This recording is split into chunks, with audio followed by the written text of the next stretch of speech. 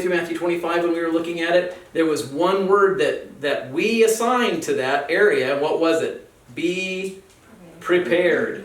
Be prepared. And Jesus gave us multiple definitions of what preparation looked like. He talked about us being the days of Noah, talked about the goodman of the house, he talked about the bridesmaid or the virgins, the 10 virgins waiting for the bridegroom. He talked about the steward that was supposed to take care of the talents. He gave 3, 5, or 1, 3, and 5, or 1, 2, and 5. And then he talked about, ultimately he talked about the sheep and the goats, and that's everybody, right? So be prepared, be prepared, be prepared, be prepared. Don't be deceived. Be prepared, be prepared, be prepared. And don't be deceived, right? Love the truth. Love the truth. All of those things you will associate your name to. Every one of those. You're going to associate your name to your work. You're going to associate your name to your family. You're going to associate your name to the tasks that are in front of you. And you're either going to create a good name or a bad name based on how you handle all those things. Why am I driving this home? Because the name is going to be a part of what we're reading tonight.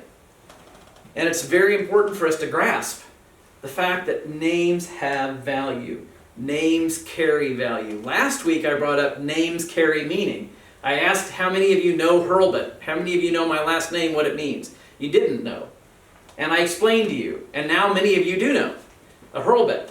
The old school armor. Go back to medieval times. Dude's holding the spear. It's got the axe head on top. Right? That's a Hurlbut. Spelled different ways. H-U-R-L-B-U-T, H-U-R-L-B-A-T. Multiple spellings, but that's it. Spear with the sword or with the axe head on top of it. Right? I asked you how many of you knew the name Cooper? How many of you know what Cooper is? Now, some of you should remember. What is a Cooper? Make barrels. Makes wooden barrels. That's right. So you see, we know a guy by the name of Mike Cooper. And if we assign meaning to that name and use the name that has meaning, it is Mike who makes wooden barrels. Mike Cooper. Right? So, many of you have, like Cohen. How many of you know somebody with the last name Cohen? K-O-H-E-N. You know what Cohen is? It's a priest. It's a Jewish priest. You see someone with Cohen as a last name, pretty good chance they're Jews. Or they've got Jewish lineage somewhere, because that's what the Kohanim are, the priests of the temple. Kohen is a priest. Kohanim is plural for priests. So when you see somebody with Cohen as the last name, they're probably of Jewish descent somewhere. Are they? Do you know? Are they? Yeah. So names have meaning. So as we jump into the Revelation today, we're going to start seeing things that have to do with names. So put your ears up, pay attention, and catch that. Pay attention to what names show up, all right? So here we go. Revelation. Oh, wait, no, one more thing. One more thing. In this bowl, I have dos huevos. Right? 2 of them. Now, from your look, right here, can you tell me which of these is different from the other? Just in color. In color. Using what? I know it's obvious, but go ahead and say it. How did you know? I saw it. You could see it. Thank you. I know, you were scared to answer that question. You thought that this was a trick question, didn't you, Mike? You did, right? See, that's the sign of a teacher. See, the sign of a teacher is they present the obvious and they wait for the class to freak out because they think it's a fixed, there's something wrong with it. No. You knew that they were different because one happens to be slightly brown, more brown, right there, than this one does, right? How else are they different? Wait, is one heavy? You don't have any idea. No. See, that was a trick question. He's like, they weigh different. Well, I mean, chances are pretty good they're not exactly identical. We The could put left them, hand's yeah. like down here. So yeah, okay, this way it's heavy. So they might be different in weight, right? How would we know? Yeah. Have to weigh them. We'd have to weigh them, right? Absolutely. So if we have the right tools, we could examine these eggs even more because we could now weigh them to see, right? What would be another way? A think that one's boiled because it's cracked on the bottom. You think this one's boiled because it's cracked on the bottom. So what did she use to identify that? Their site. Her sight. Once again, we're going back to what are we seeing, right? That's what she saw. Now that you see that, what do you think? She's already hard boiled. Yeah, it's hard boiled. So what about this one? Maybe not. We don't know. We don't know. Bite it. How will we find out? How will we find out? How will we know if this one is boiled or not? You have to crack it.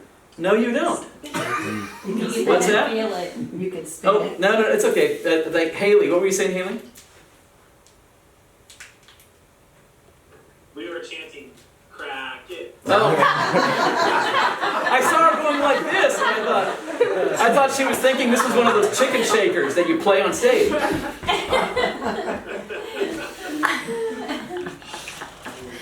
Yeah, we could, right? We could experience the egg together, right? I mean, this one is most definitely hard boiled, right? I can drop it in the cup, and it's still not splattering all over the place. What about this one? Don't know. Who wants to take a chance of smashing this on their head? Anybody feel gutsy? I would spin it. You'd spin it. Thank you. So you can shake it. And when I shake it, I actually hear. I'm gonna guess it's not. So chances are you're not gonna break it on your Yeah, head. this one's not cooked. But the reason I'm saying this is this. As we step into the book of the Revelation, what we have to do is be creative and use our senses. We can't identify things we don't know. The best that we can do is try to put ourselves in the mindset of the person who's writing this, because they wrote this 2,000 years ago, almost. Written, give or take some change, about 90 AD. That's currently what we believe. And the reason we know that is because Paul, we're going to find out in just a moment, was on the Isle of Patmos when he wrote it.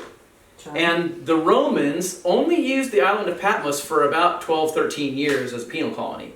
So we know that he had to be in there during that time period somewhere between, give or take some change, 78 AD and 92 AD, someplace in there, right? So we can examine this egg and we can find out what we know about this egg using sight, sound, right? When we reach the point of using our imagination, we have to have something against which to compare it, because otherwise we can just go flying off into the wilderness. We could say, oh, this is a space alien. Well, we don't have any reason to believe that this is a space alien, right? Because now we have to define what a space alien is. So we have to be careful that we don't get too rambunctious in our ability, and we have to be okay with saying, I don't know. It's okay for us to say that, right? I mean, what keeps God God is the fact that He knows more than we do, and He has more power than we do, and He can do whatever He wants and we can't. So if we put ourselves in the position where we feel like we have to know everything, and I would say beware of anybody that says, when they're reading something to you and you're reading things in prophecy, if they look at you and they say, I'm right, and if you disagree with me, you're wrong, I think you should be careful with that person. I think every scripture is able to be discussed. There's not any scripture that's apart from being discussed. If we continue to use scripture to define scripture, we will always land at the truth. We just have to be willing to listen to one another and push back. It's okay to push back. Nothing wrong with that. If you believe what I'm telling you without checking it yourself, you're a fool. Because when you stand in front of Jesus, you're not going to be able to say, Buck told me. And Jesus is going to say, and? Yeah, I hope that's not what He said, who's Buck? I hope that's not what Jesus says. I'm hoping for the Jesus I know and Buck I know, but who are you? That's what